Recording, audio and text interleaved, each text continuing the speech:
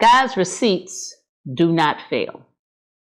So I was speaking with my sisters, Valerie and Kathy, the other day, and we had a pretty amazing conversation. At first, we were talking about receipts because I needed to return something to the store as usual. And our conversation turned into something that was amazing. So I'm going to give you the 10-cent version. Have you ever gone to return something and realized that the receipt had faded? You know you bought it.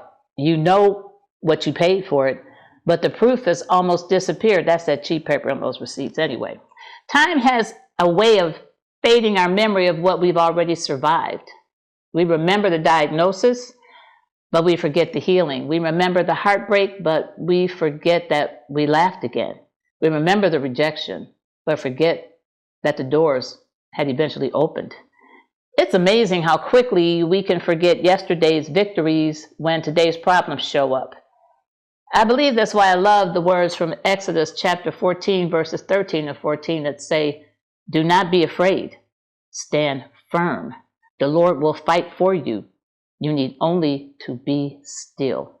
Now, in that situation, nothing changed. The sea was still in front of them. The danger was still behind them, but their perspective had to change before their circumstances did.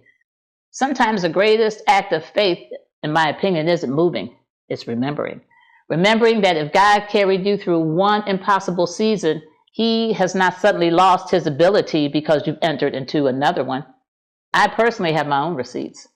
There were moments in my life where I didn't know how I was going to make it. Moments when the doctor's report came, the uncertainty, the fear, it all seemed louder than any hope.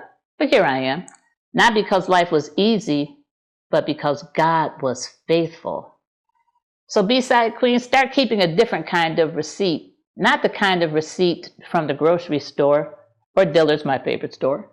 Keep the receipts of every prayer that was answered, every unexpected blessing, every lesson that made you stronger, every time life tried to convince you it was over and somehow you found yourself standing anyway. Those are the receipts that matter. Unlike those paper ones we stick in our purses and our pockets and our glove box, God's receipts never fail.